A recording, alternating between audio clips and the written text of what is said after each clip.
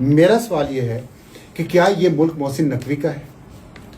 کیا یہ ملک اس لیے بنا تھا کہ یہاں پہ لوگ محنت کریں، حلال کی کمائی یہاں پہ کریں، اپنا پورا ٹیکس ادا کریں، اور بجائے اپنا پیسہ محسن نقوی اور اس کے خاندان کی طرح اس ملک سے ناجائز طریقے سے باہر لے کے جائیں، وہ اس ملک میں پراپرٹی میں کسی میں انویسٹ کریں اپنی بڑھاپے کے لیے، اپنی ریٹائرڈ لائف کے لیے، تو ان پہ محسن نقوی جا کے قبضہ کرے.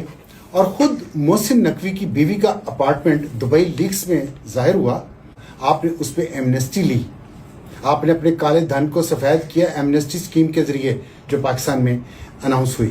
آپ خود ابھی کچھ دن پہلے یہ کہہ چکے ہیں کہ 100 ارب روپیہ اس ملک سے پچھلے 2 سال میں ہنڈی حوالہ کے ذریعے باہر گیا ہے. آپ وزیر داخلہ ہے نا، آپ بتائیں کیسے گیا ہے؟ امیگریشن تو آپ کے نیچے ہے، کیسے گیا باہر؟ اور باہر گیا تو آپ ہمیں اناؤنس کیوں کر رہے ہیں؟ آپ واپس کیوں نہیں لے کے آئے؟ آپ خود لے جا چکے پیسے ایسے، تو آپ دوسروں کے کیسے لائیں گے؟ کیا آپ کو نہیں پتا کہ سندھ کے مختلف ایئرپورٹس پہ جہاز اتر رہے ہیں؟ یہاں کا کالا دھن اس ملک سے کمایا ہوا ڈالرز میں کنورٹ کر کے ان جہازوں کے ذریعے کیش دبئی جا رہا ہے، آج بھی جا رہا ہے.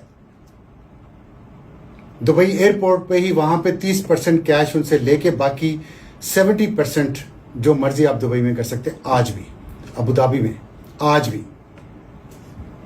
کیوں؟ اور آپ کے ساتھ جو لوگ ہیں میں ان کے بارے میں کیا کہوں، لیکن آپ نام استعمال کر رہے ہیں مسلسل ان لوگوں کا جو اس ملک کے لیے اپنا خون دیتے ہیں، جنہوں نے اس ملک کی عزت بنائی، جنہوں نے اس ملک کی فارن پالیسی کو کامیاب کیا، جنہوں نے انڈیا کے خلاف جنگ جیتی.